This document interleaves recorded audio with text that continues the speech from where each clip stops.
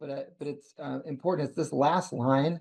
Um, it says that God natans latate laish, that God gives to a person according to his ways. And I just want to try to dispel another Sunday school caricature really quickly. And that is this idea that human beings, so in this case, we've got the human heart is sick. Sin comes from the human heart. Jesus says as much. From inside the person comes all of these things. um, uh, and I think the caricature is something like, well, God looks at human behavior, and then God is mad at that human behavior, and then God punishes human beings for that behavior. So that is, the human and their behavior is one thing on one end, and then God's response, angry response or wrathful response, is on the other. And the twain don't really meet here. But if you read the Hebrew carefully, God says that God gives over the way that the person is going. So that is, it's a way of saying human beings sin, they commit sins.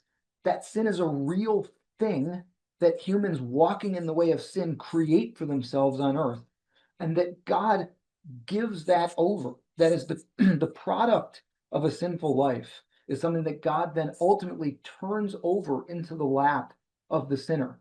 And that's what causes the destruction in the lives of the Israelites.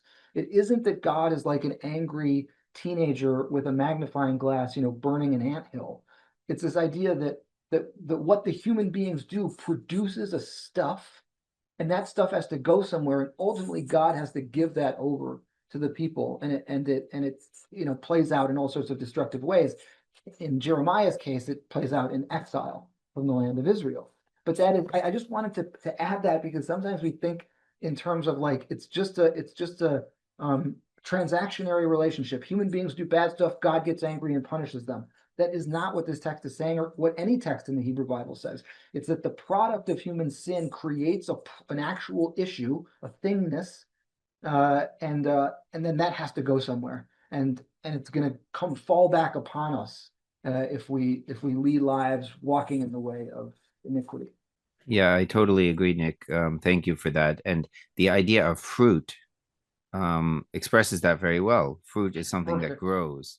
Perfect. And Did you ever sense an inner longing to hear and read the book of Genesis, Isaiah, Psalms in the original Hebrew? If so, you have come to the right place.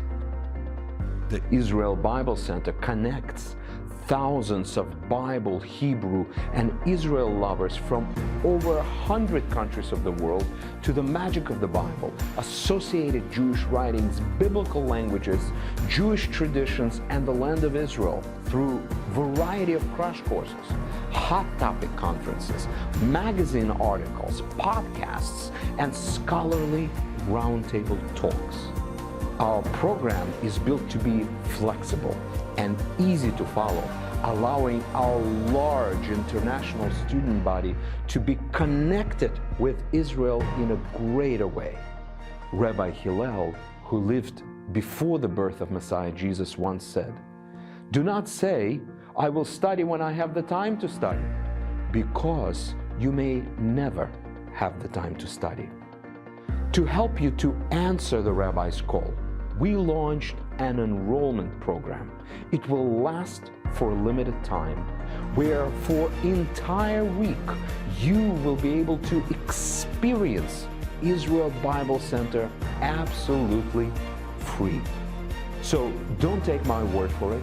Try it for yourself and see what an impact being familiar with the Jewish context and culture of the Bible will have on you personally.